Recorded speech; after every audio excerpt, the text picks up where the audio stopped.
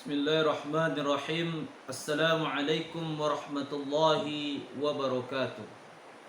Hamdan wa syukran lillah, salatan wassalaman ala nabiyyina wa habibina al-Mustafa Muhammad sallallahu alaihi wasallam.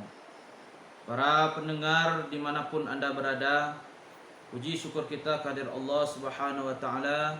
Alhamdulillah, Allah perkenankan kita melanjutkan kajian kita, kajian hadis yang terdapat dalam kitab Arba'in Nawawiyah yang ditulis dan disusun oleh Imam An-Nawawi. Siapa beliau sudah kita pelajari, sudah kita terangkan pada pekan yang lalu. Semoga Allah meridhoi apa yang kita lakukan hari ini. Salawat berserta salam kita kirimkan kepada junjungan kita Nabi besar Muhammad sallallahu alaihi wasallam. Mari kita perbanyak bersalawat kepada baginda Rasulullah sallallahu alaihi wasallam sebagai salah satu indikasi cinta kita kepada Rasulullah sallallahu alaihi wasallam.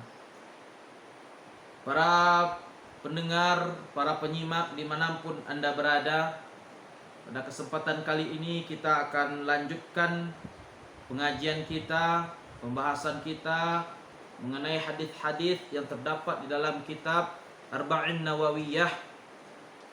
Pada kesempatan kali ini kita masuk pada hadis yang pertama, yaitu tentang niat.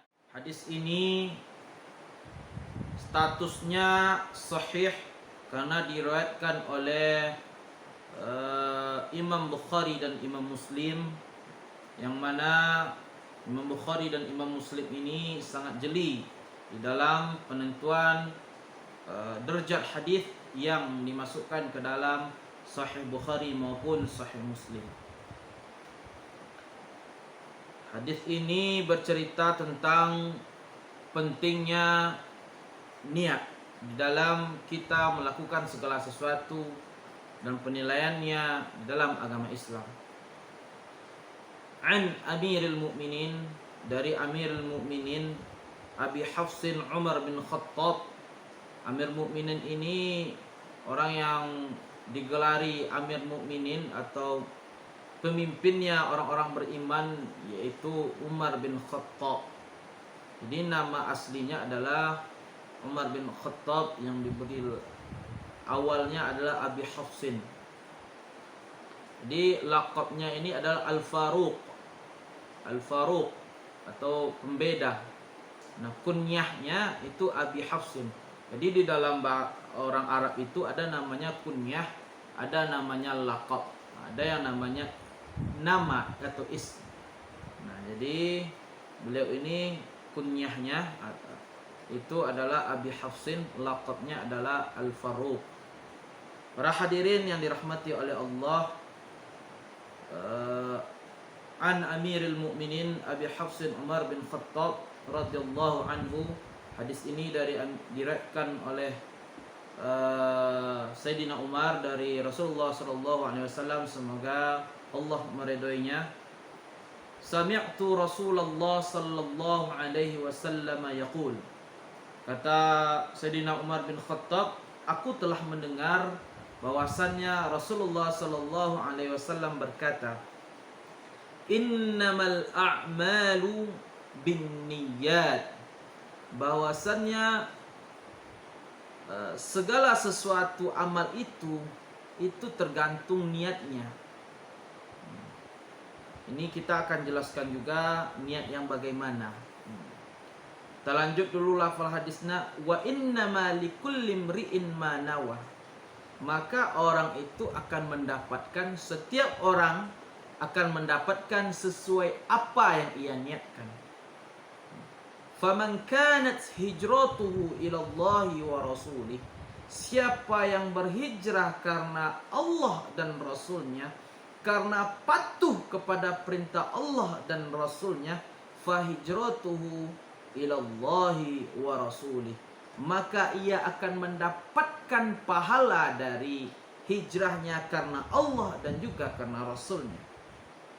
Wa man kanat hijratuhu lid-dunya, tetapi bagi siapa yang berhijrah karena urusan duniawi, aw imra'atin yankihuha, atau karena ada wanita yang ingin ia nikahi, fa hijratuhu ila ma hajara ilaih, maka hijrahnya dia itu akan mendapatkan karena apa dia hijrah, sesuai dengan niatnya.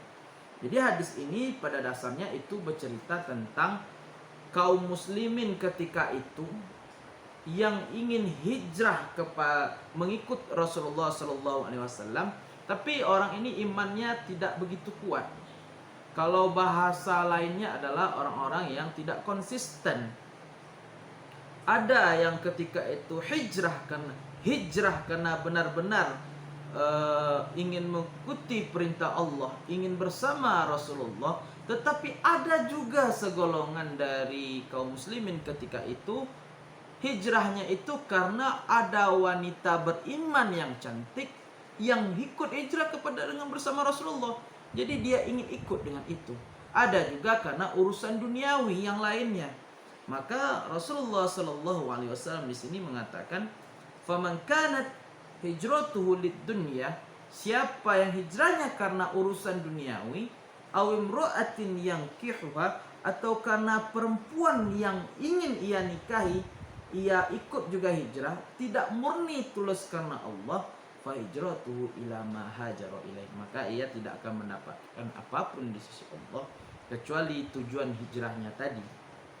Nah, kendati pun hadis ini bercerita tentang hijrah, tetapi makna innamal a'malu binniyat itu sangat relevan dan kita praktekkan ke dalam segala lini kehidupan kita. Kenapa? Karena memang setiap perbuatan itu tergantung bagaimana niat kita awalnya.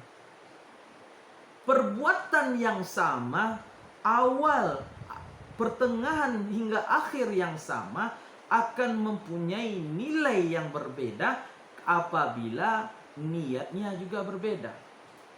Contoh, kita sama-sama melaksanakan solat 2 rakaat. Yang satu solat sunnah, yang satu solat wajib. Yang satu solat sunnah qabliyah subuh, yang satu solat subuh itu sendiri. Nah, apa yang membedakannya? Bacaannya sama, jumlah rakaatnya sama. Nah, yang membedakannya adalah niat itu tadi. Walaupun kita solat 100 rakaat, 2 rakaat salam, 2 rakaat salam, 2 rakaat salam, tetapi niatnya hanya solat sunnah, maka itu tidak akan menggugurkan kewajiban kita untuk solat subuh pada subuh hari. Sampai di sini kita udah dapat gambaran ya, bahwasanya itu diantara pentingnya niat. Sama halnya dengan mandi. Kita mandi wajib dengan kita mandi untuk membersihkan diri biasa saja. Satu untuk mensucikan diri dari hadas besar, yang satu hanya untuk mensucikan diri atau membersihkan diri, mungkin karena kita sudah berkeringat atau badan bau, atau karena hal-hal lainnya, atau kita merasa kepanasan lalu mandi. Nah, misalnya kita di dalam keadaan berjunub, kita tidak berniat di dalam hati, kita tidak ada apa-apa. Walaupun kita mandi sampai kulit kita pucat, maka itu tidak akan menggugurkan hadas kita karena niat itu. Nah, ini luar biasanya kita di dalam Islam ini.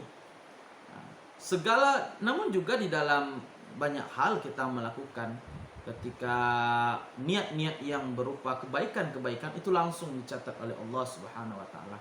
Namun kalau seandainya niat itu berupa keburukan, itu belum akan dicatat kecuali kita melaksanakannya. Contoh, bapak-bapak dan ibu-ibu di rumah setelah sholat isya pulang bercengkrama, bercerita bersama anak istri, kita dengar. Kemudian kita istirahat dan niat mau sholat tahajud nanti malam. Dan niat itu, tetapi ternyata tertidur kita pada malam itu, tidak jadi salat tahajud. Kita sudah diberikan oleh Allah pahala berniat yang berbaik. Sebaliknya, kalau kita, waduh, ini malam ini rumah mana nih yang bisa kita bobol gitu kan misalnya. Lalu kita berniat untuk membobol rumah orang, tapi tidak jadi kita lakukan, maka niat yang jelek tadi itu tidak akan Allah catat sebagai sebuah keburukan. Nah, itu luar biasanya di dalam Islam ini. Sebenarnya peluang-peluang kita untuk meraih pahala yang banyak, untuk mendapatkan jalan menuju surga itu banyak. Tetapi kita yang belum mau melaksanakannya.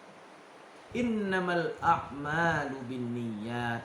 Pentingnya niat ini kita tanamkan di dalam diri kita. Kenapa Imam Nawawi meletakkan hadis niat di dalam hadis pertama dalam kitab Arba'in Nawawiyah ini? Karena memang sangat penting niat itu.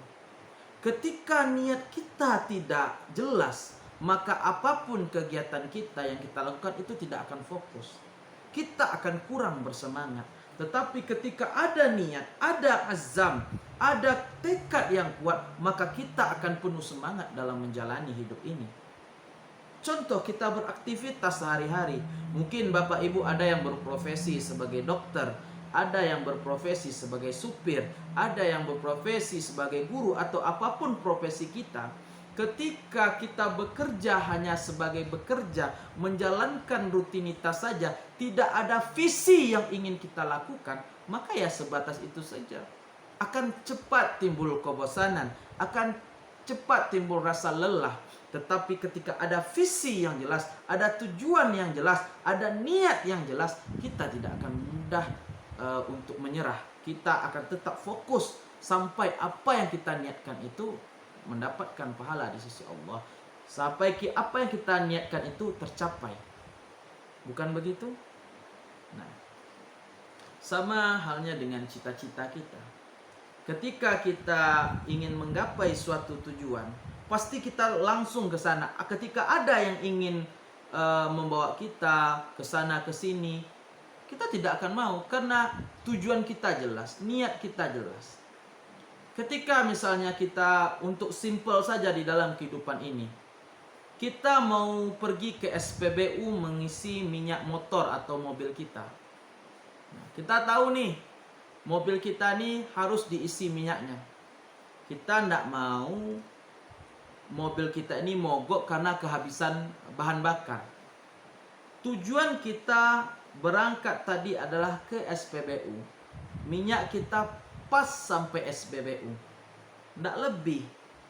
Maka ketika ada orang lain, yuk kita kesini dulu, yuk kita jalan-jalan ke sini, tentu kita tidak akan mau sebelum kita sampai ke SPBU. Kenapa? Karena kita tahu minyak kita ini atau bahan bakar kita yang ada di motor, yang ada di mobil ini itu terbatas. Akhirnya kita memang pergi dulu ke SPBU, isi dulu, baru kita lanjut kepada tujuan yang lain. Sama halnya kita di dalam kehidupan kita ini. Niat kita hidup ini apa? Apakah hanya mengejar dunia atau mengejar keridhaan Allah Subhanahu wa taala? Ketika kita jadikan mengejar keridhaan Allah sebagai niat kita, maka kita tidak akan terombang-ambing oleh apapun. Kita ingin ke masjid, kita akan langsung ke masjid. Kenapa? Karena ridha Allah. Kita ingin bekerja, kita akan luruskan niat kita. Kita tidak akan malas-malasan. Kenapa? Karena kita tahu ada ridha Allah di dalamnya. Maka mari kita luruskan niat kita. Kita yang bekerja, kita luruskan niat kita. Kita bekerja bukan hanya sekedar untuk mendapatkan uang belaka, melainkan untuk mendapatkan ridha Allah, yang mana hasilnya itu hasil dari jerih payah kita untuk menafkahi keluarga kita. Niatkan semuanya. Ketika niat itu baik, Allah langsung memberikan ganjaran pahala. Namun ketika niat itu jelek, Allah akan menundanya sampai benar-benar kita lakukan. Semoga Allah selalu membimbing kita kepada jalan yang benar. Semoga Allah selalu menuntun kita kepada jalan-jalan kebaikan. Jangan lupa selalu berdoa kepada Allah, bertaubat kepada Allah, luruskan niat kita, tajdid niat setiap hari. Ketika kita bangun subuh, tajdid niat kita. Untuk apa kita hidup? Apa tujuan kita hari ini? apa saja yang akan kita lakukan. Dan ketika malam hari kita evaluasi apakah yang kita niatkan pagi tadi itu sudah tercapai atau belum, untuk diperbaiki di hari selanjutnya. Terima kasih atas penyimakan dari Bapak Ibu semua. Semoga Allah meridhoi kita dan menuntun kita menjadi yang lebih baik. Semoga Rasulullah Shallallahu Alaihi Wasallam mengakui kita sebagai umatnya yang cinta kepadanya. Wassalamualaikum warahmatullahi wabarakatuh.